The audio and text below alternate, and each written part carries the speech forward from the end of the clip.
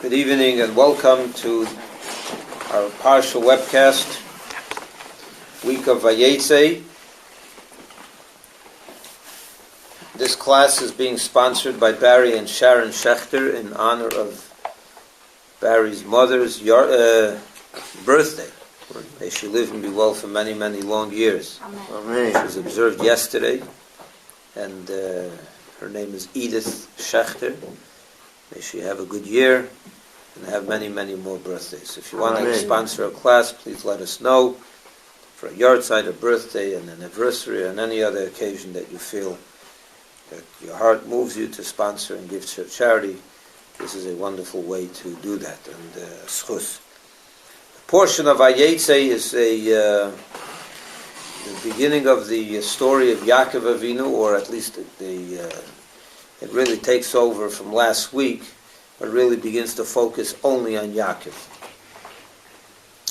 Yakov is forced to leave his father's house because of the animosity of Esav towards him, his brother Esav.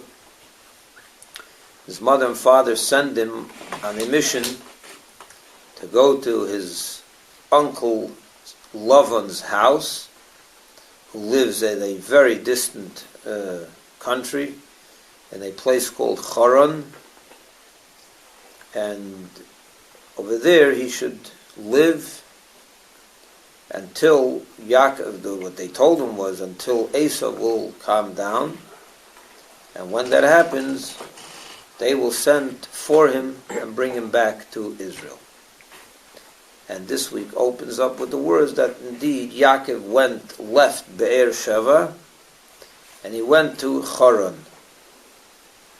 And over there, on the way, he slept, and he had a dream with a ladder, the famous Jacob's ladder, and he realized that he's sleeping on holy ground, and he made an altar there, and that was of course, destined to be the site of the holy Beis Hamikdash, which would be built later in history through King David and King Solomon. To make a long story short, from there he moves on and he arrives in Haran. After a long and arduous trip, and where does a good Jewish man looking for a wife go to? The well. So he went to the well, and like many times in the Bible, at the well they meet their wives. Yitzchak found his wife at a well. Moshe found his wife at a well. And Yakov found his wife at a well. Something about wells. No wonder we're so hard today. There are no wells. Well,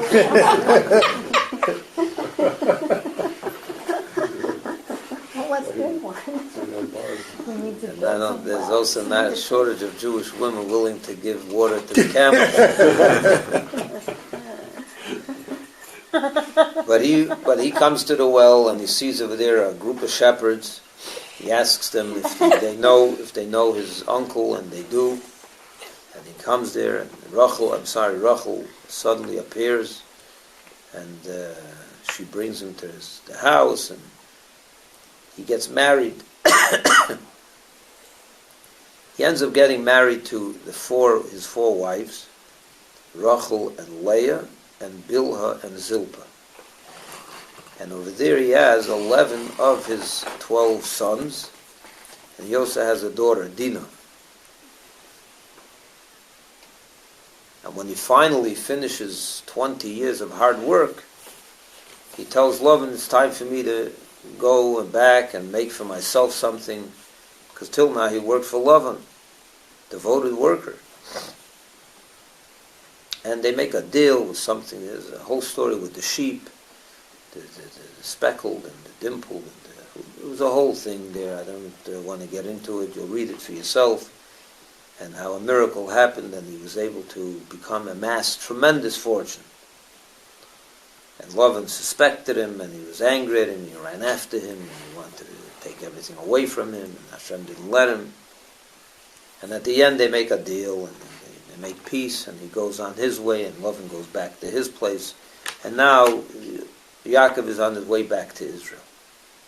And that's how the portion ends. Now let's zero in on one pasuk, which turns out is not just another pasuk in the Torah, but it's quite a foundational idea that is taught to us through this pasuk. And I'm going to read this pasuk to you. But to give you some backdrop to this, Yakov marries first Leah. Although he thought he was marrying Rachel, he was cheated. Leah was the first wife that he married. And a week later he marries Rachel. But Rachel was barren for many years. Leah had kids right away. First son was Reuven, and she named his son Reuven. She had a second son, she named him Shimon. She had a third son, she named him Levi. She had a fourth son, and she named him Yehuda. She had a fifth son, and she named him... Oh, wait a minute. After she had 4 sons, she didn't have any more for a while.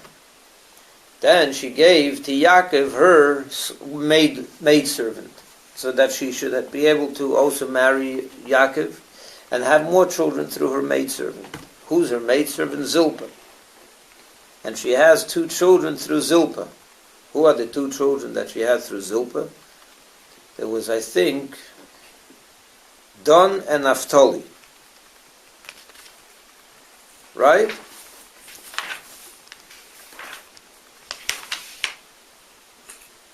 No, God and Asher, I'm sorry. Zilpah had 2 sons. One's name was God, and one's name was Asher. Rachel did the same thing. Rachel also gave 2 of her maids, so she showed that she couldn't have children. So she said, this happened first actually. Rachel saw that she couldn't have children, so she gave Yaakov her maidservant, a girl by the name of Bilhah. And Bilhah married Yaakov, and she had 2 children. The 2 children were Don and Naphtali. When Leah saw that Rachel gave her maidservant Bilhah to Yaakov, she also gave her maidservant to Yaakov, a girl by the name of Zilpah. And Zilpah also had 2 children from Yaakov. As I said, God and Asher. So how many children are there by now? 8 children from 3 women. But now Leah, the mother of the first 4, becomes pregnant again, and she has another 2 children, one after the other. These 2 children's names were Yisachar and Zevulun. And she named them both Yisachar and Zevulun. So now we have how many children? 10. Finally, Rachel is now blessed, and her womb opens up, and she conceives, and she has a child. His name is Yosef. Later, next portion, she will have another son called Binyamin. So that's the 12 tribes. Leah has 6 of these 12. Leah has 6, the other 3 have 2 each. Now, there was a little bit of a problem in the house of Yakov. What was the problem? When you have 4 wives, there's going to be some problems. Now, the big problem was, let's not reduce this to pettiness. This was much more than petty fights between wives. The question was, where is Yaakov's main tent going to be? Who is Yaakov's favorite wife? Of course, Rachel. That was his... That's who he wanted to marry. That's the one that he was supposed to marry to begin with. He was cheated, and he was handed Leah. So he always had his bed in the tent of Rachel. And I guess to fulfill his conjugal obligations to all his other wives, he would then, of course, move his bed once in a while to the other tents as well. But his main dwelling was with Rachel. But this bothered Leah greatly. She wanted to have a better relationship, or I wouldn't say better, but she wanted that the main dwelling of Yakov should be her time, because she, after all, married him first. So listen to this verse now. That's the backdrop. She has her sixth child, and look what she says. She named all her kids, not Yakov. When Leah saw that she had stopped giving birth, oh no, I'm sorry, that's not where I am. Right here. God hearkened to Leah, and she conceived and gave and bore Jacob a fifth son. And Leah said, God hath granted me reward. How do you say reward in Hebrew? Schar. Sachar. So what did she name the child? And she gave him a name, Yisachar, to connote the idea that this was a reward for my group. Then Leah conceived again and bore a sixth son to Yakov. Now, Leah was not stupid. She was not only not stupid, she was a holy woman, and she was a prophet. And she knew that Yakov was destined to have 12 tribes. So now she gives birth to the sixth son, which in her mind is 50%. So she covered 50% of Yaakov's 12 tribes. So she says like this.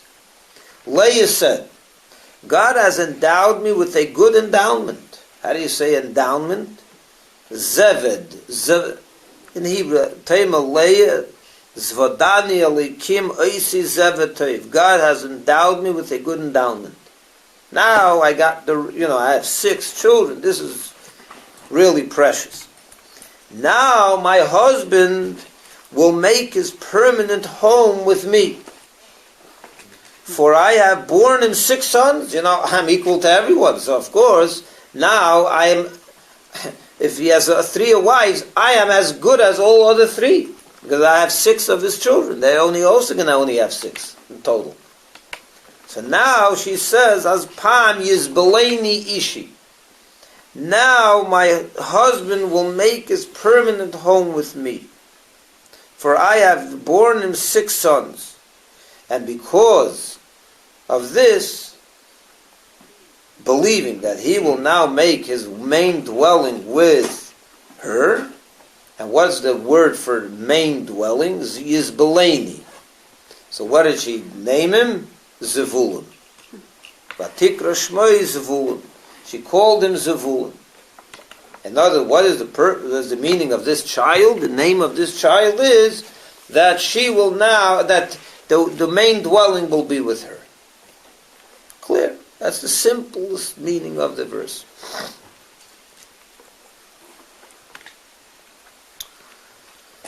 So the Rebbe takes this verse and begins to explain as follows. And I'll do this as fast as I can.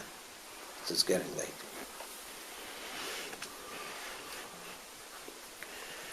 The truth is that this has very much to do with what we're learning in Tanya, what we're going to learn tonight. But I have to tell you, when I learned this Sikha, it dawned on me that there's a very big novelty in this Sikha. Something I never knew. As you will see soon, I will point it out. First of all,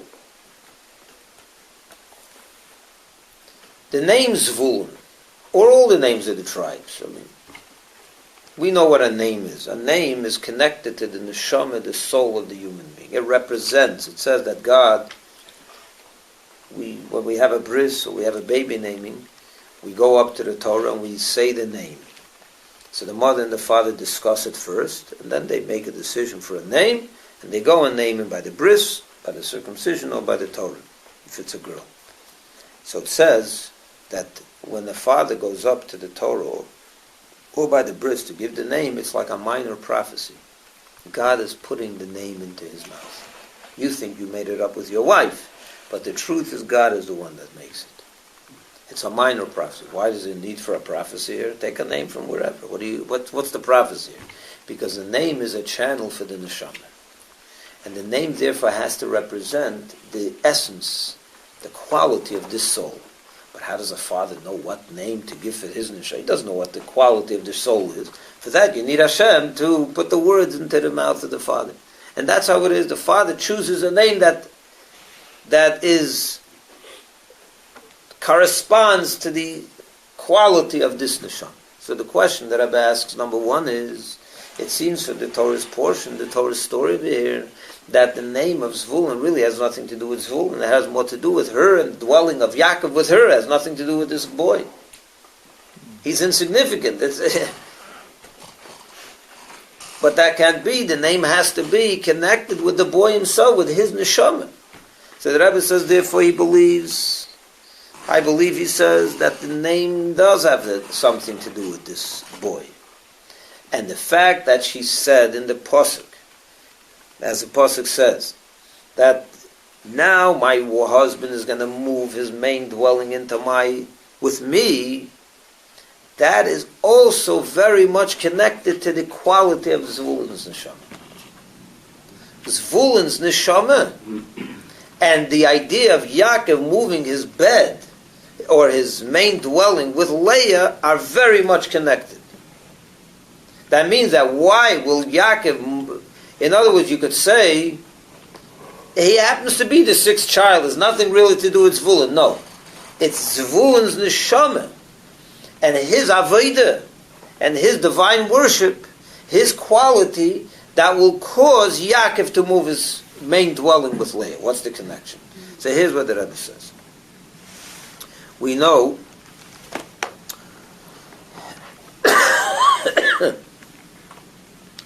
question number one.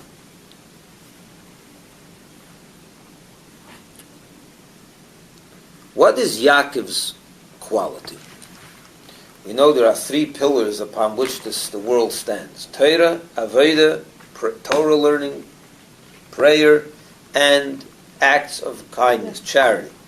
Those are the three pillars upon which the world stands. Each of the three fathers of the Jewish people, Avraham, Yitzchak, Yaakov, represent another one of these qualities. Avraham represents chesed, charity. Yitzchak represents prayer. And Yaakov represents Torah.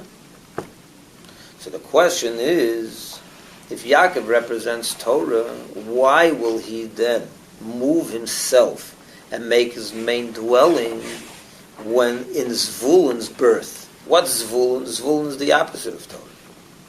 Not the opposite, but something very different than Torah. As we know that what was the blessing that Moshe gave to Zevulun when Yaakov gave, right? Yaakov gave the blessing to Zevulun. What was the blessing? That Zevulun should be a good businessman. So if Zevulun represents business occupation, not Torah learning, so why is it that by his birth, the man that represents Torah is going to move himself into that tent? It should be the other way around, that the boy that represents Torah learning, which is Yisachar, by the way, when he's born, Yaakov should move in. If Yaakov's whole mission is Torah, so go to the boy that's whole mission is Torah, move in when he's born, not when Zevulun is born. You understand the question? It's quite obvious. So the Rebbe begins to give a whole answer, and it's as follows. I'm first going to give you the simple answer that Rebbe gives, but then is going to come this novelty. The answer he gives on a simple level is as follows. We know that Moshe Rabbeinu made, I think it was Moshe Rabbeinu, Moshe Rabbeinu. When before he died, he also blessed all the Jewish people, the tribes. So he made a deal between Zevulun and Yisachar. He said that Zevulun will be the business people, they'll make the money, and they will support, and Yisachar will sit in the tents of learning. They'll dedicate their whole life, that tribe will dedicate their whole life to learning. And the partnership they made was that you'll make millions and you'll support Yisachar so they can learn Torah.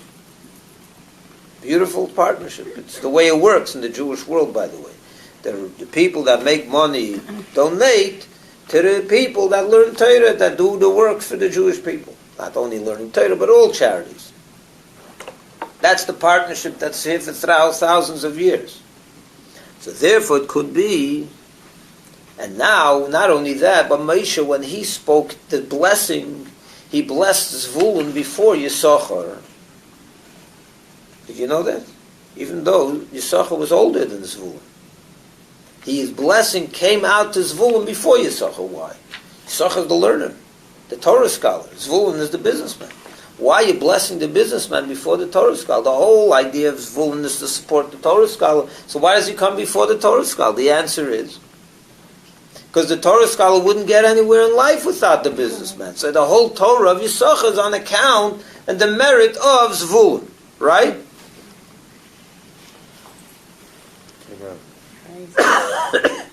Correct? So therefore, over here we see that in a sense, Zevulun is even greater than Yisachar. So it makes sense. Maybe that's the reason why when he was born, Yaakov moved his dwelling into Zvulun's place. Into Leah's... that's a weak answer. There's something... It's not quite right. Why?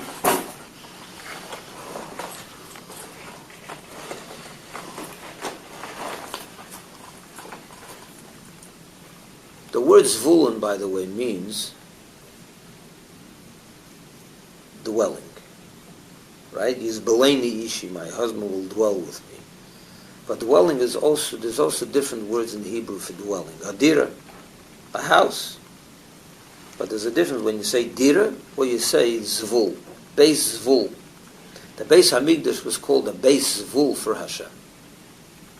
Why was it called a Beis Zvul?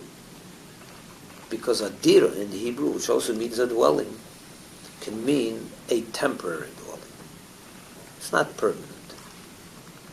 When you want to say a permanent dwelling, you use in Hebrew the word zvul. So what are you telling me now that zvul, that Zevulun is the one, when he was born, the main dwelling, not just a temporary dwelling. I'll move in for a week or a month. The main dwelling. Leah is saying the main dwelling of Yaakov will be now with Zevulun, with the birth of Zevulun. Why would a Torah man, a man that represents Torah, why will his main dwelling, not just a dwelling, be established with the birth of Zevulun, which is not Torah after all? The main dwelling of Torah is in the tent of Zevulun. This makes no sense. What is this? And the truth is, we find in Yaakov's life also a similar idea. Yaakov has two life stories. The life till he went to Haran and the life from when he went to Haran. Last week was his first 65 years of life. Lived in his father's house. What was he doing over there? He learned Torah and Torah and Torah. After 65 years, what was he all about? What did he have to show for himself? A lot of scholarship, but nothing else. He wasn't married, he didn't have kids, he didn't have anything. He had a lot of knowledge, that yes, but he was nothing as far as he didn't do anything in this world yet. Where did he accomplish most of his main account? Where did he make his greatest mark?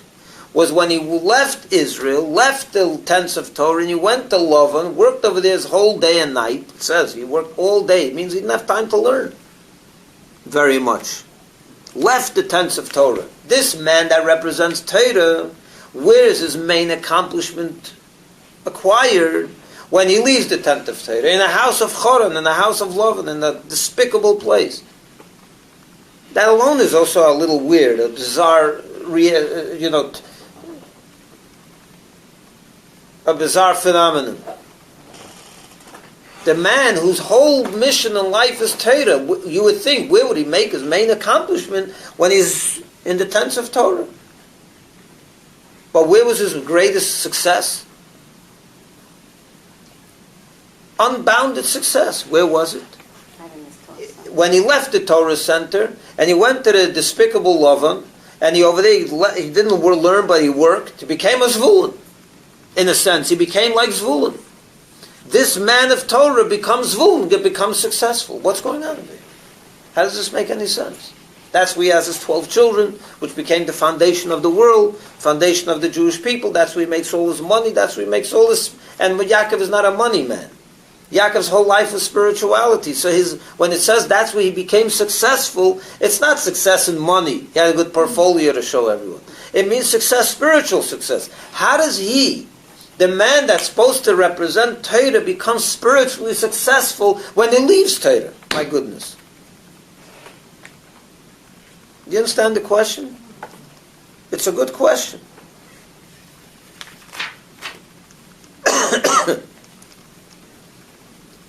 The answer is, part of the answer is, that tzaddikim are, it says, are very similar to their creator. Because tzaddikim emulate their creator. How is it by Hashem? Let's take a look at God for a moment. What does it say about God? What did he want when he created the world? We learned it in Tanya in chapter 36, 37. The reason he created the world was because he had a taiva, he had a desire to what? To have a dwelling place in the lowest of realms. What does that mean? Not in Atzilus, that's not where God's interests are. God's interests are in Choron. Well, you know what Choron means, by the way? You know what the word Choron means? Why was that place called Choron? Where Lavan lived. Rashi says, because that was the place that caused Charoin, anger by God. That was a place full of, all they did there was sin. They caused anger to God. That's how it acquired that name, by the way, Choron. A place of anger. Same thing with Hashem. Hashem's also, where does he want where's his interest lie? Not in Atzilus. Atzilus is great.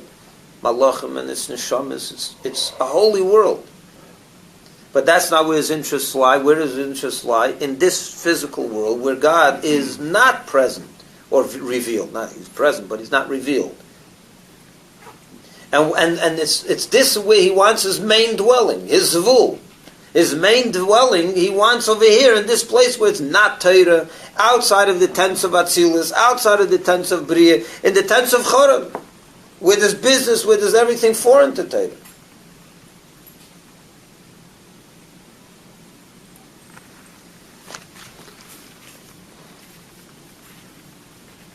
How? Why is that? Because over here, when a Yid, as we learned in Tanya, reveals the godliness in the physical world, that's where his essence is.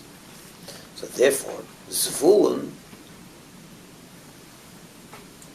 so the same thing by Avram, by Yaakov. Yaakov, where is his main dwelling? He emulates his creator, just like the Hashem, which is the whole idea of Hashem, is that the essence of Kodesh, Kodesh, Kodesh, the essence of holiness, right? Torah, where does he want his main dwelling? Not in Atzilus, which is Kodesh, Kodesh, Kodesh, but in Weston, which is not so Kodesh, Kodesh, Kodesh, till we came here, right? Till we take care of that, right? That's what he wants. He wants a Zevulun. That's what Zevulun is. Zevulun is the person that takes the physical world. What does Zevulun do? He goes out to the business. Goes out to Boca Raton every day and to Miami every day, and he goes out and he makes money. And in this business, when there's no customers coming in, he takes out a tilum and says a little tilum. And when a Yiddish customer comes in, he throws him in a little story about God while he's making a sale. That's the dwelling that Hashem wants. Zevulun takes the negative and turns it into a positive. Yisachar is in the world of Torah. It's Atzilus. So where is the Hashem's main dwelling? Where you transform. Yaakov is the same thing. Where Zevulun is, that's what he wants. Good answer, right? Not so fast. Why? Because that would be good if you told me that about Avram and Yitzchak. If you told me that about Avram and Yitzchak, I'd get it. But Yaakov, which we said before, represents the idea of Torah. That's his whole mission, his whole neshama. It's Torah. So his idea is not Dira b'tachtoinim. His idea is not to find a dwelling in the lowest realm. On the contrary, your idea is Torah, is Atzilus. So your interest should be Atzilus, Yisachar, not Zevulun. You want to tell me that most of the Jewish people, by the way, that's why most of the Jewish people, the way Hashem set up the world, by the way, is that most of the Jewish people work for a living. They don't learn. There's a very small minority that are designated to learn all day long. But most of the Jewish people, that's the way Hashem created the world, because He wants that idea of a dwelling in the lowest realm, in the pawn shop. Wherever it is. In making a sale of a house. No, behemoths. That's the truth in a grocery store. That's definitely the lowest realm. Can't get it any lower than the pawn shop, right? But that's how it is. That's what it's about. But that would be good for Abraham, Yitzchak, for everyone else. But that person whose whole life is the realm of Torah, he should be in the world of Torah, not in the world of business. So what, you tell me it's all true, that's what Hashem is all about, and it's very good. So Avraham should be like that, and Yitzchak should be like that, and most of the Jewish people are like that. But then there's the person that is designated to learn. There is the Yisachar. It sounds like Yakov is the Yisachar, not the Zevulun. So why is he why when Zevulun is created, is he moving his dwelling over there? You understand the question? The man that represents Torah should be Torah. Don't mix two things. His idea is not Dira B'Tachteinu. His idea is not the dwelling place in the lowest realm. And here comes, I believe, the Rebbe's novelty about this whole thing of creating a dwelling place in the lowest realm. We think that the creation of the dwelling place is taka in the pawn shop.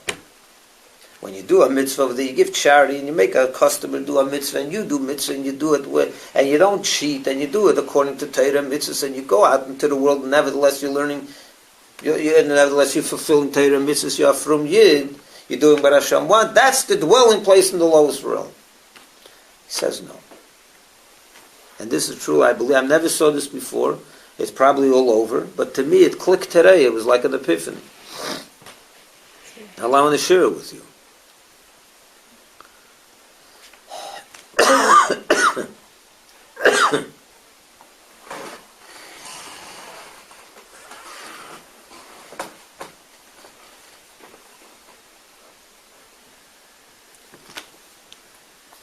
Let's talk about this idea of creating a dwelling place down in this world for a minute.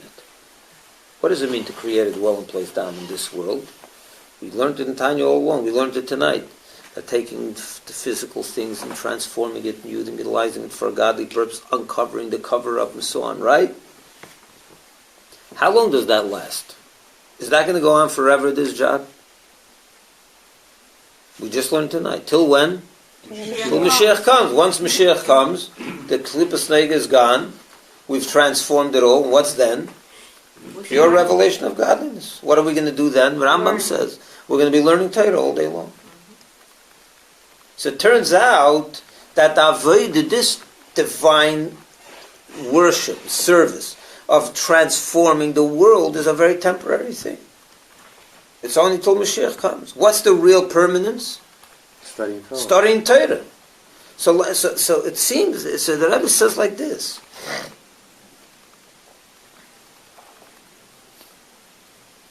Hashem wants that his main dwelling should be where? In the lowest realm. But could it be that Hashem who is eternal should want his dwelling in a type of service that is not eternal? There's something wrong here. He wants an eternal dwelling in a Aveda that's not eternal, in a temporary Aveda. Where's Hashem's dwelling going to be when Mashiach comes? When that's no longer going on? Hashem wants a temporary dwelling, or he wants an eternal dwelling? Where does he want this eternal dwelling? In the lowest realm, right? That lowest realm is only for 6,000 years. It's only temporary. So how do you have an eternal dwelling in a temporary situation? An eternal dwelling has to be in something eternal. It won't always be the lowest. So the Rebbe says, therefore, that the eternal dwelling is in something eternal, which is Torah learning of a Yid. A Yid is eternal and the Torah is eternal. But here's the Chochmah. Here is the interesting thing. Take two people now.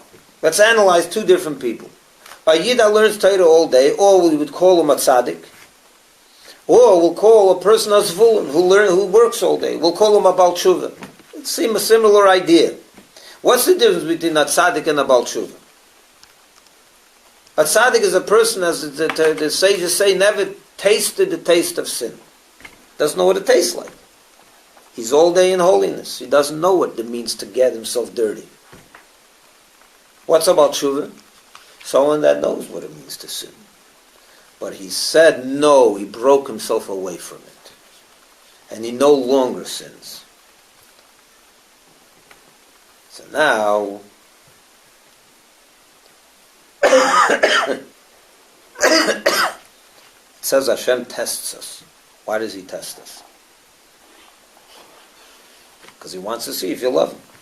He doesn't know if you love him. Only through a test do you know if he loves him, if I love him. You can't love him if you don't have a test. Yes, you could love him. But you don't know if that love is really eternal.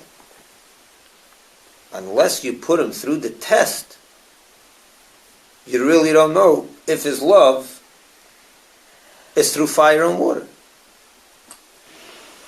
When do you know if a person's love for his children is really real? His love for his spouse, for his friend is real. When they're just having Thanksgiving dinner together. When life is hunky-dory. It's very easy to love someone then. When that person is down, and you're down, and with your shirt off your back, you go and you love him and you show him love. We have nothing to give him, and the little you have, you give him. But you give away from yourself. When you're tested, when that love is tested, then you know the love is eternal. About tshuva. When do you know, what's the greatness of a Baal Tshuva? The greatness of a Baal Tshuva is that when he learns Torah, you know that the Torah is eternal. The tzaddik, when he learns, when he's doing his avodah, you don't know if it's eternal because he was never tested. You don't know what it would be if he wasn't the dumps. A Baal Tshuva was in the dumps and he left it. He knows what sin is and he said, no, I'm not doing it. Now we know that this man's, from here and on, his avodah is eternal. He knows what it means to be in a test and he overcame it. Became a Baal Tshuva. So his Torah learning is real. That's what Dira B'Tachtonim is. Dira B'Tachtonim means a person to create a dwelling place for Hashem in the lowest of realms. What creates the dwelling for an eternal God? The eternal Torah. But how do you know if the Torah is eternal? If he was outside of the tents of Torah and he remained a Jew. Then when he comes back to learn, oh, this is real Torah. This is not a temporary Torah. This is an eternal Torah. How do I know? Because when he was outside of it, he was still good. So the Torah that he learns is taka affecting him. At tzaddik, you don't know that. The Yisachar, you never know if his Torah is eternal. You don't know if Yisachar's Torah is eternal. Go put him in the pawn shop. He may completely lose himself. He doesn't know what hit him. He may go to, he may lose it. He may lose it. So the Rebbe says something beautiful over here. He says Zevulun, a Yakov whose whole idea is Torah. Where does he put his main dwelling when Zevulun is born? What's Zvulun's neshama all about? Business. What does business mean? The dwelling in down here. What, the dwelling is in business? No. The dwelling is in the later when he comes home and takes out a sefer and learns for an hour a night. That's where the dwelling is. But how do you know that it's eternal? Because the whole day he was also doing what he had to do as a Yid. Till now, it seems, in other words, the eternal dwelling for Hashem is where? Is later when the Zevulun takes out a sefer and learns. More than in other words, when the Zevulun learns, the dwelling is eternal. When Yisachar learns, nishtazeh. He's learning all day long. We don't know. It's not tested. It's not a tested learning. You don't know if it's real. So therefore, Yaakov's tent, Hashem's tent is not, Hashem's dwelling is not eternal over there. What's an eternal Torah? The Torah of Zevulun. What does this mean? What this means is not like people think. People think that Zvulun's business is what does it. No, it's not Zvulun's business that does it. Zvulun's Torah is what does it. In other words, Zvulun is the businessman. The businessman must set aside time to learn. And when that hour that he learns, Hashem's tent his dwelling is fixed internally. It's in Zvulun's Torah that the dwelling of Hashem is created eternally. Because that's the only place that an eternal God can have an eternal dwelling, is in an eternal Torah, of an eternal Yid. But where do you see real eternity amongst Yidden? In the Zvuluns of the world, not in the Yisachars of the world. As mind-boggling as that sounds. Because they went through the test of time. They tested their Torah. Their Torah went through the test. So now when they go and put out a book at the end of the day or the beginning of the day, and there are times when they learn, that's eternal, that's real. Hashem can dwell there forever. So Yakov is similar to Hashem. So on the contrary, the man of Torah, where does he dwell? In Zevulun, in his Torah. Not in his business, in his Torah. But the reason his Torah is so precious is because he's a businessman.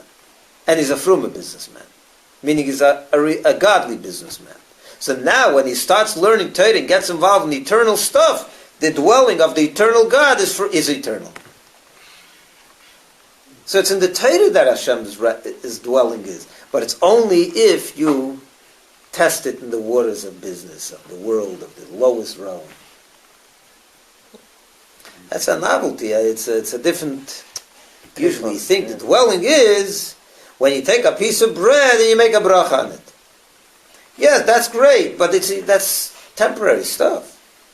Klipas nega is temporary stuff. That avodah is a temporary thing. Mashiach's going to come, it's not going to be that in. It's going to be Torah learning all day long. But that Torah will be the ultimate dwelling of Hashem. Why? Because it went through this 6,000 years of test. These Yidden are real. How do we know they're real? Look at them when they lived in America. They were learning.